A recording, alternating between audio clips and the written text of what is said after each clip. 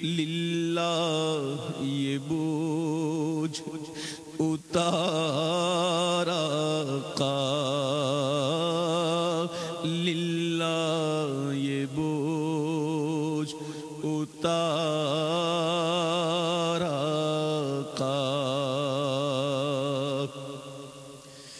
مجھدار پہ آ کے ناؤ ٹوٹی، مجھدار میں آ کے ناؤ ٹوٹی، دے ہاتھ کے ہوں میں پارا دے ہاتھ کے ہوں میں پارا میں طوفان میں ڈوبا چلا جا رہا تھا کہ نزدیک آ کر کسی نے پکارا کہ اگر تو رسول خدا کو پکارے تو موجوں میں آ جائے بہہ کر کنارہ، دے ہاتھ کے ہوں میں پارا میں دور ہوں تم تو ہو میرے پاس، میں دور ہوں تم تو ہو میرے پاس، سن لو میری پکار، سن لو میری پکار، اے گنبد خضرا کے مکی میری مدد کر، یا پھر یہ بتا کون میرا تیرے سوا ہے، میں دور ہوں تم تو ہو میرے پاس، میں دور ہوں تم تو ہو میرے پاس، سن لو میری پکار، سن لو میری پکار، سن لو میری پکار، خاصائے خاصان رسول وقت دعا ہے، امت پہ تیری آ کہ عجب وقت پڑا ہے، خاصائے خاصان رسول وقت دعا ہے، امت پہ تیری آ کہ عجب وقت پڑا ہے، میں دور ہوں تم تو ہو میرے پاس، آقا میں دور ہوں تم تو ہو میرے پاس، سن لو میری پکار، सुन लो मेरी पुकार आका। इतनी रहमत रज़ा पे कर दो, इतनी रहमत गदा पे कर लो। ला यक़रुबुहुल बवार आका, ला यक़रुबुहुल बवार आका। गम हो गए बेशुमार आका, बंदा तेरे निसार आका। बारगाह रिसालत में आप सल्लल्लाहु अलैहि वसल्लम में इस्तगासा पेश कर रहे थे पाकिस्तानी कौम की तरफ से, बल्कि पूरी उम्मत मुस्लिमा की तरफ से बारगाह रिसालत में इस्तगासा पेश कर रहे थे। जनाब अलहाज मोहम्मद उवैस रज़ा क़ादरी, आला हज़रत अज़ीमुल बरकत शाह अहमद रज़ा ख़ान फ़ाज़िल बरेलवी रहमतुल्लाहि ताला अलैह का ये लिखा हुआ इस्तगासा यकीनन आज हर उम्मती की तरफ से ये बारगाह रिसालत में पेश किया जाना चाहिए, और हर उम्मती को ये चाहिए कि बारगाह रिसालत से रुजू करे और हुज़ूर अलैहिस्सलाम की बारगाह में अपना इस्तगासा पेश करे कि या रसूलुल्लाह सल्लल्लाहु अलैहि वसल्लम, आपकी उम्मत इस वक्त आज़माइश व इब्तला का शिकार है, और इस उम्मत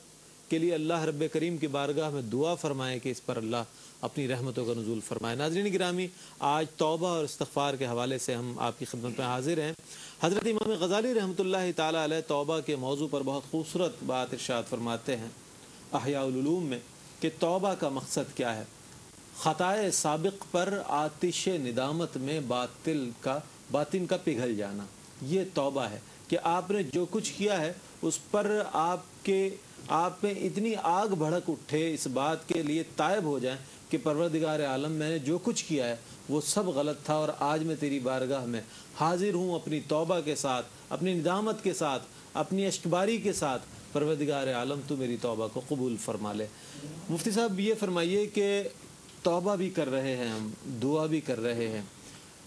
तज़ब्ज़ुब का भी शिकार है कि न जाने तौबा हमारी कबूल हो रही है नहीं हो रही है, दुआ भी कर रहे हैं। उवैस भाई ने बहुत खूबसूरत बात कही कि दुआ हर सूरत करनी चाहिए, क्योंकि जो दुआएं हमें, जिनके सबरात हमें दुनिया में नहीं मिलते, उनका बेहतरीन अजर हमें अल्लाह रब्बे करीम आखिरत में अता फरमाएगा। तो आज फिर जब हम ये कहते हैं कि हम बुजुर्गान दीन की तरफ जाते हैं, वहाँ दुआएं करते हैं और ऐसे अहलुल्लाह को तलाश करते हैं, हम कब इस काबिल होंगे, हम कब इस बात के लिए अल्लाह की बारगाह में अपनी जब दुआएं पेश करें तो वो कबूल हो जाएं, कब असर पैदा होगा उनमें, और कब हम ऐसी दुआ कर पाएंगे कि वो अल्लाह की बारगाह में मुस्तजाब हो, और उसमें क़ुव्वत ईमानी कब पैदा होगी हम में कि हम खुद एक बतौर मुसलमान, एक अहले ईमान जब अल्लाह की बारगाह में अपनी दुआएं पेश करें तो अल्लाह रब्बे करीम हम पर अपनी रहमतों का नुज़ूल फरमाए। देखें, दो जानिबें हैं। अगर हम अपनी जानिब से देखें तो हम कभी इस काबिल हो ही नहीं सकते, हमारी वो हैसियत ही नहीं है कि हमारी कोई बात सुनी जाए, मानी जाए, क्योंकि उसका हुक्म है। जी, मैं दूसरी जानिब की बात कर रहा हूँ। और अगर अल्लाह की फ़ज़ल की तरफ देखते हैं तो अल्हम्दुलिल्लाह हमारी हर दुआ मकबूल है, वादा इलाहिया है, ठीक है। ये दो जानिबें हैं। और उसके अलावा सैलाब की बात है, कहीं पानी का सैलाब है, कहीं खून का सैलाब है। जहाँ खून का सैलाब नहीं है, पानी का सैलाब नहीं है, वहाँ बेहिसी का सैलाब है, गुनाहों का सैलाब है। तो इन सारे सैलाबों से अपने आप को बचाने के लिए हमें बहरहाल तौबा करनी है, अल्लाह की बारगाह में रुजू करना है। हज़रत सैयदना अब्दुल्ला बिन मसूद रज़ियल्लाहु ताला अन्हु से किसी ने पूछा कि हुजूर ये फरमाइएगा कि अगर हमसे कोई गुनाह हो जाता है तो क्या अल्लाह की बारगाह में तौबा कर लें तो वो तौबा मकबूल भी हो जाएगी? तो आपने दूसरी तरफ मुँह किया, ये साहब उस तरफ आए, देखा तो हज़रत अब्दुल्ला बिन मसूद की आंखें डबडबा रही थीं, आंखों में चमक थी। आपने कहा कि जन्नत के 8 दरवाजे हैं, खुलते भी हैं, बंद भी होते हैं, लेकिन तौबा का दरवाज़ा ऐसा है कि जो कभी बंद नहीं होता। वाह, सुभान अल्लाह। जब तक सांस जारी है, سانسوں کی لڑی چل رہی ہے، توبہ کا دروازہ کھلا ہے۔ اور پھر ایک اور بات، ایک مشہور روایت میں ہے مسلم شریف کی، سرکار دو عالم صلی اللہ تعالیٰ علیہ وآلہ وسلم ارشاد فرماتے ہیں کہ ایک مثال بیان فرمائی پہلے کہ ایک آدمی کسی صحرا میں ہے، تنہا ہے، اکیلا ہے، اس کے ساتھ ایک اونٹ ہے جس پر اس کا سامان زیست ہے، زندگی کا سامان ہے، کھانا پینا وغیرہ۔ وہ سفر میں آرام کے لیے رکتا ہے، سو جاتا ہے، جب اٹھتا ہے تو دیکھتا ہے کہ وہ اونٹ گم ہو چکا ہے، تلاش کرتا ہے، بہت ڈھونڈتا ہے، نہیں ملتا، یہاں تک کہ اس کو اپنی موت یقینی نظر آ رہی ہے کہ اب میں نہیں بچوں گا، اب تو کچھ ہے ہی نہیں، صحرا ہے چاروں طرف، نہ راستے کا معلوم، نہ پینے کو پانی ہے، نہ کھانے کو کچھ ہے۔ تو ایسے میں وہ بے ہوش ہو جاتا ہے، اور اس بے ہوشی کے عالم کے بعد اس کی دوبارہ آنکھ کھلتی ہے تو اس کا سامان بھی مل جاتا ہے، اونٹ بھی آ جاتا ہے۔ تو آپ غور کیجئے گا کہ اس انسان کو اپنی زندگی بچ جانے کی کتنی زیادہ خوشی ہوتی ہوگی۔ سرکار علیہ السلام نے یہ مثال بیان کرنے کے بعد ارشاد فرمایا کہ جب کوئی گناہ گار بندہ اللہ تعالیٰ کی بارگاہ میں رجوع کرتا ہے تو اللہ تبارک و تعالیٰ کو اس گمشدہ اونٹ کے پانے والے سے بھی زیادہ خوشی ہوتی ہے۔ ٹھیک، محبت کرتا ہے نا وہ ہم سے، 70 ماہوں سے زیادہ محبت کرتا ہے ہم سے۔ تو اللہ کی بارگاہ میں رجوع ہو، توبہ ہو، گناہوں پر شرمندگی ہو، یقیناً وہ کریم ہے، قبول فرمائے گا توبہ اور ہماری دعاؤں کو بھی سنے گا۔ ٹھیک ہے مفتی صاحب، ہم انشاءاللہ 18واں روزہ اختیار کریں گے۔ 17واں روزہ جو گیا ہے وہ ہمیں 2 ہجری کی طرف لے جاتا ہے، جی بالکل بدر، کہ جب 313 مسلمان، جی ہاں، لیکن قوت ایمانی کا یہ حال کہ 1000 افراد ان کے مخالف جو دشمنان اسلام موجود ہیں، جبکہ سامان حرب بھی کم ہے اور مخالف سمت میں سامان حرب بھی زیادہ ہے، افراد کی بھی کثرت نظر آتی ہے، لیکن یہاں پر اور حضور علیہ السلام نہایت تضرع کے ساتھ دعا بھی فرماتے ہیں، اللہ نصرت بھی فرماتا ہے، اللہ تعالیٰ۔ رئیس بھائی وہاں تو ہمارے آقا علیہ السلام نے شان ناز دکھایا تھا، واہ واہ سبحان اللہ، سرکار دو عالم صلی اللہ علیہ وسلم نے دعا فرمائی تھی، اس میں شان ناز یہ تھا، مفہوم اس دعا کا یہ ہے کہ یا اللہ اگر تیری مدد آج نہ ہوئی سبحان قیامت تک تیرا نام بنا کوئی نہ ہوگا،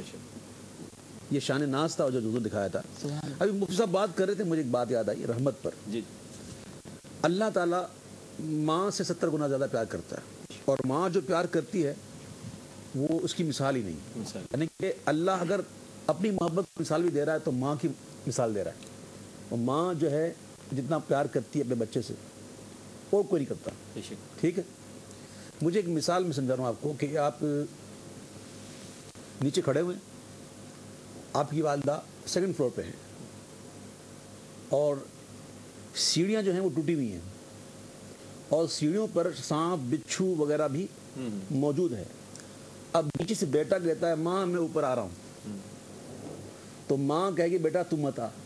میں آتی ہوں، کیونکہ راستے میں خطرہ بہت ہے، سانپ بھی ہیں، بچھو بھی ہیں، سیڑھیاں ٹوٹی ہوئی ہیں، کہیں تجھے چوٹ نہ لگ جائے، کہیں کوئی تجھے ڈس نہ لے، اس لیے تو مت آ، میں آتی ہوں۔ اب بلا تمثیل بلا مثال وہ رب جو ماں سے 70 گنا زیادہ محبت کرتا ہے، اب جب رب سے بندہ کہے مولا میں تیری طرف آتا ہوں تو وہ رب چھوڑ دے گا؟ سبحان کیا راستے میں شیطان نہیں ہے؟ بالکل بالکل، کوئی گھاٹیاں دشوار گھاٹیاں نہیں ہیں، مصائب نہیں ہیں؟ دل سے بندہ کہے اے رب میں آنا چاہ رہا ہوں تو اس کی رحمت بہت قریب آ جاتی ہے، بے شک، کیونکہ اللہ نے فرمایا کہ جو میری طرف 1 قدم آتا ہے سبحان تو میری رحمت اس کی طرف 10 قدم۔ جی 10 کا، اب دیکھیے کہ جتنا اخلاص ہوگا نا، جتنا اخلاص، وہ اخلاص ہی کام کرتا ہے۔ بے شک، سارے معاملات کو دیکھ لیں، سارے معاملات کو دیکھ لیں،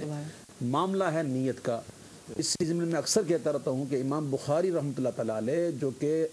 لاکھوں حدیثیں ان کو یاد تھیں، اور جب انہوں نے کتابی شکل میں بخاری شریف متفق فرمائی تو بے شمار حدیثیں تھیں، لیکن سب سے پہلے